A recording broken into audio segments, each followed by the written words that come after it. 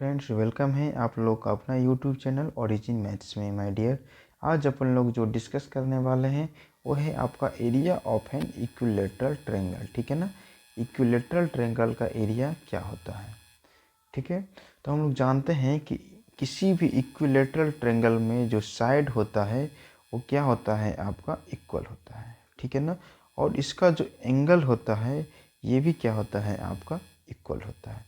जिस ट्रायंगल में ये दोनों प्रॉपर्टीज होता है उस ट्रायंगल को हम लोग क्या बोलते हैं my dear, equilateral triangle. Okay, तो जब हम लोग बात कर रहे हैं एरिया का तो हम इससे पहले हम डिस्कस करेंगे कि किसी भी ट्रायंगल का एरिया क्या होता है। तो हम लोग जानते हैं कि area of the triangle,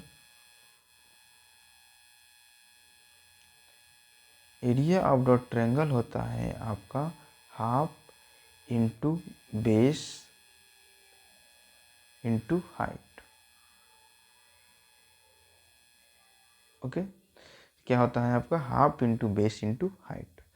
but जब हम लोग डिस्कस कर रहे हैं अभी इक्विलेटरल ट्रायंगल का, तो इस फिगर को यदि आप देख रहे हैं तो इस फिगर में हमें हाइट ही नहीं मालूम है। ठीक है ना। तो क्या करेंगे हम कि इस ट्रायंगल में किसी भी एक साइड को हम क्या एज्यूम कर लेते हैं, बेस। फॉर एग्जांपल मैंने BC को क्या एज्यूम कर लिया है, बेस। ठीक है ना। यदि मैं BC को बेस एज्यूम करूँगा तो इस ट्रायंगल का हाइट क्या होगा। तो ये जो बेस के जो सामने वाले वर्टेक्स क्या है आपका A, इस A से लेकर के BC लाइन पे हम एक परपेंडिकुलर लाइन ड्रॉ करेंगे जो किसी पॉइंट पे कट करेगा, और जिस पॉइंट पे कट करेगा उस पॉइंट को नाम हमने क्या दे दिया है, M। तो डेट मीन्स A से M का जो लेंथ होगा ये क्या होगा, इस ट्रायंगल के लिए ये इसका हाइट हो जाएगा। ठीक है ना। तो इस दोनों पॉइंट को यूज करके हम लोग क्या इक्विलेटरल ट्रायंगल का एरिया हम लोग फाइंड आउट कर सकते हैं ना।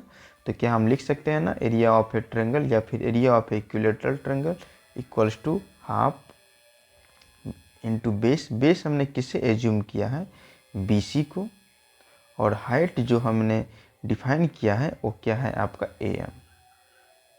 ठीक है ना। आपको ये बात हमेशा याद होना चाहिए कि AM जो हमने यहाँ जो लाइन ड्रॉ किया है ये आपका परपेंडिकुलर ही होगा BC पे। ठीक है ना। ये इसको परपेंडिकुलर आना ही है। यदि ये परपेंडिकुलर नहीं आया इसका मतलब ये ट्रायंगल का हाइट नहीं हुआ। ओके है ना। चलिए अब हम देखते हैं मेरे डाटा के अकॉर्डिंग यदि हम इस ट्रायंगल का साइड A लेट कर रहा हूँ, क्या लेट कर रहा हूँ, A, तो इस ट्रायंगल का BC का लेंथ कितना होगा। तो BC आपका गिवन है, B से लेकर के C तक इसका साइड क्या है आपका A। तो इस फॉर्मूला के अकॉर्डिंग हम लोग लिख सकते हैं ना, हाफ इंटू बेस BC जो कि क्या है आपका A into height into AM। AM जो है इसमें इस यदि आप इस ट्रायंगल को देखें तो AM का जो लेंथ है वो अभी हमें मालूम नहीं है, इसलिए हम क्या करेंगे AM की जगह पे AM ही लिखेंगे। ठीक है ना। तो ये AM हमें आएगा कैसे, यदि हम इस ट्रायंगल हाफ ट्रायंगल को छोड़ करके हाफ ट्रायंगल का यदि हम बात करें AMC का यदि हम लोग बात करें तो ये जो ट्रायंगल बन रहा है ये एक राइट एंगल ट्रायंगल बन रहा है। ओके ना। जब भी राइट एंगल ट्रायंगल बनेगा तो यहाँ पे हम इसका पाइथागोरस थ्योरम अप्लाई कर सकते हैं। क्यों, क्योंकि हमें ये जो AC है इसका भी लेंथ हमें मालूम है, और ये जो MC है इसका भी लेंथ हमें मालूम है, और ये क्या हो जाएगा आपका half of A side, that means A/2। तो हम पाइथागोरस थ्योरम का हेल्प यूज करके हम AM निकाल सकते हैं। तो अकॉर्डिंग टू पाइथागोरस थ्योरम हम लिख सकते हैं ना, AC का स्क्वायर इक्वल्स टू क्या लिख सकते हैं बाबू, AM का स्क्वायर प्लस में MC का स्क्वायर। ओके, यहाँ तक किसी को प्रॉब्लम है, नहीं होना चाहिए। तो यदि हम लोग AC की जगह पे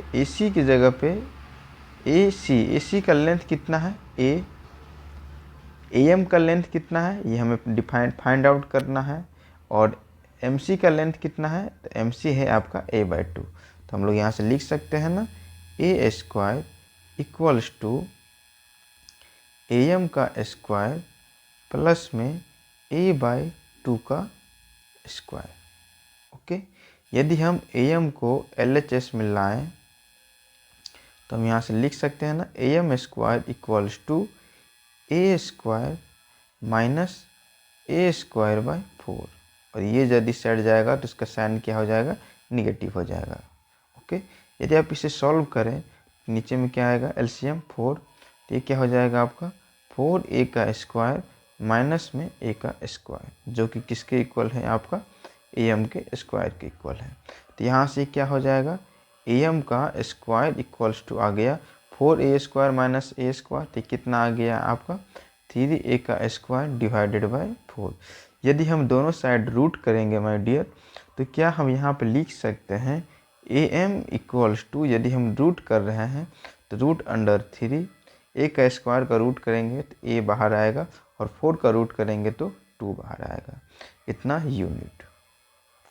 ओके, डेट मीन्स यहाँ से हमने एक और चीज़ डिफाइन कर लिया, और वो क्या, हाइट। किसी भी इक्विलेटरल ट्रायंगल का हाइट क्या होगा, ठीक है ना। तो ये क्या हमने फाइंड आउट कर लिया, हाइट। अब आप इसे फोकस करें तो मुझे तो बेस का वैल्यू मुझे मालूम ही था क्या, A, और AM जो कि हाइट था वो भी हमने यहाँ पे क्या फाइंड आउट कर लिया। तो क्या हम लोग लिख सकते हैं ना, एरिया ऑफ, हम लोग लिख सकते हैं area of an equilateral triangle,